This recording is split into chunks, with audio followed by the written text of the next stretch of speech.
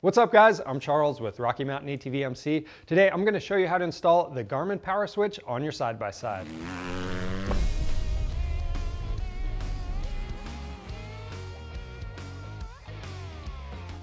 If you don't already know what the Garmin PowerSwitch is, it's an all-in-one accessory panel. It's going to handle all of your 12-volt accessories. So that's things like your light bars, rock lights, you could run a belt temp gauge, a fan, heated seats, lighted whips, or any other accessories that require 12 volts. Now the Garmin PowerSwitch has 6 terminals you can connect to, and each terminal can handle up to 30 amps, but the PowerSwitch itself can only handle up to 100 amps total. So be aware of that.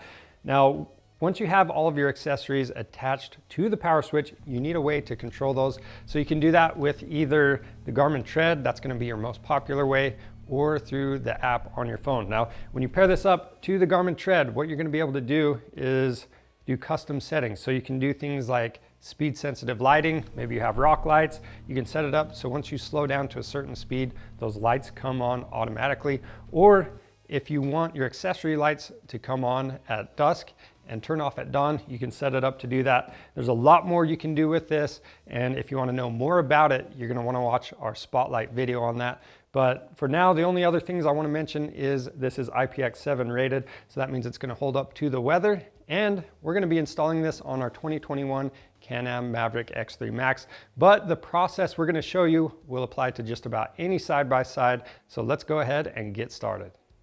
Right here we have the Garmin PowerSwitch kit. So everything that comes with it is the power switch. You've got your power cable with a fusible link, ground cable, and some eyelets for these terminals.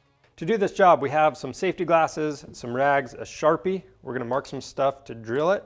We have some pliers, including some wire strippers and crimpers, and then we're just going to need some common hand tools. So this stuff really depends on what machine you have, but we just have a variety of sockets, torque bits, combo wrenches, some screwdrivers. Then of course we have our drill and drill bits and a heat gun. The first thing you need to do is choose where you're going to mount the power switch at. So typically this is going to be pretty close to either your bus bar or your battery, depending on your machine. And then with it, you need to make sure you mount it close enough to where you can run both of these power wires to it. Depending on what machine you have, that will determine where you're going to mount this up. So a lot of times if you have a Polaris, you can mount this up under the hood next to that bus bar. But on our machine, we didn't really find a lot of good places to mount this up that we liked, where this is both out of the elements and easy to access. So we decided to make a custom mount. And this mount isn't pretty, but it gets the job done. There's all these little plastic ribs that go under this support piece, and we're actually just going to bolt this to a couple of those ribs underneath there, just like that. And then we're going to bolt that switch right up to it.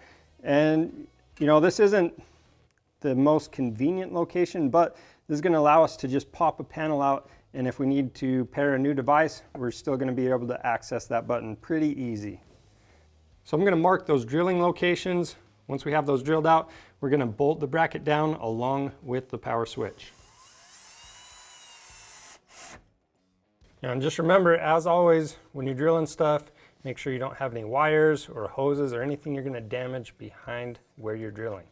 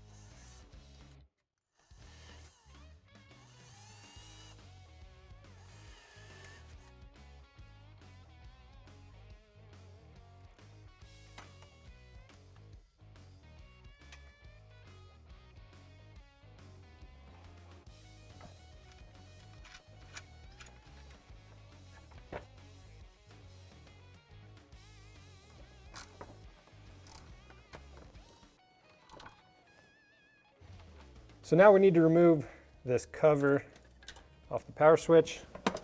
we're going to run our power wire up to our bus bar. But before we do any of that, we're going to disconnect the negative terminal on our battery.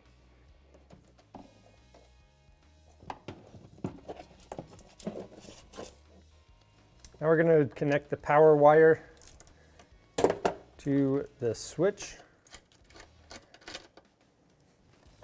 And then it's obviously going to be the smaller hole that connects right there.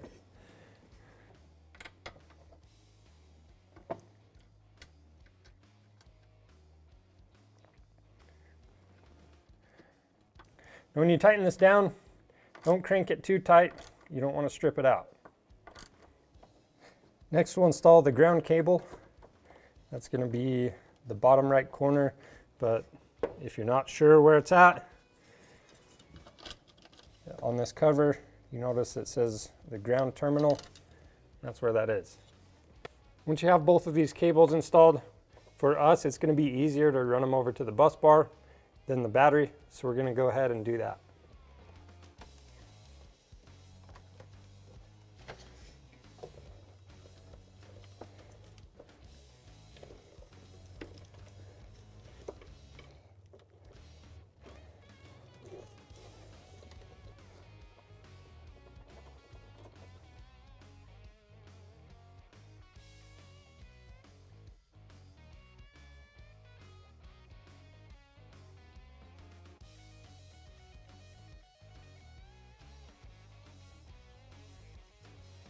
So the power wire for the light bar, we need to be able to easily mount that to our new power switch. So we cut the old eyelet off, strip the wire back, and we're going to use these new eyelets that came with our kit. We'll crimp that down, make sure we got a good connection, and install this onto the switch. And we're going to use channel 1 to do that.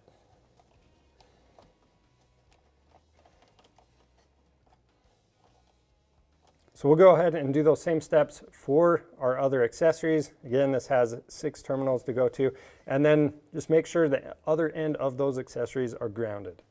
Now from here, we want to test everything out before we go any further and make sure all this is wired up correctly. So I'm going to reinstall that negative battery terminal, and then we're going to pair this with our Garmin tread and test it out.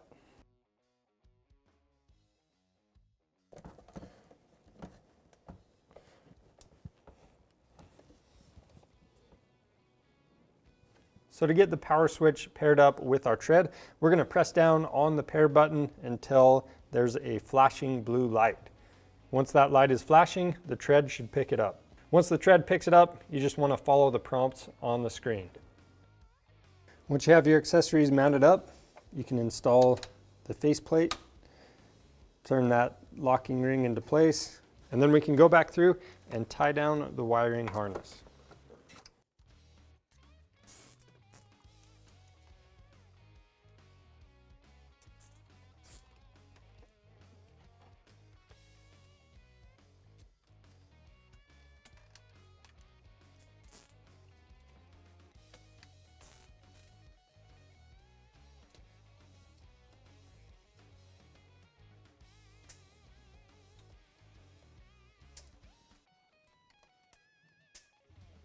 Once you have the wiring harness tied back down, you can go ahead and reinstall any bodywork or seats that were removed.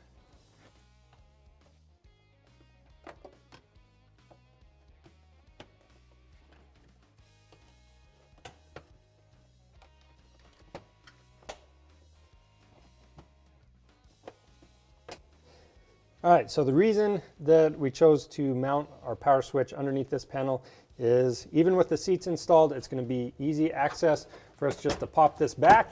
And if we need to pair to another device, we'll be able to press the button.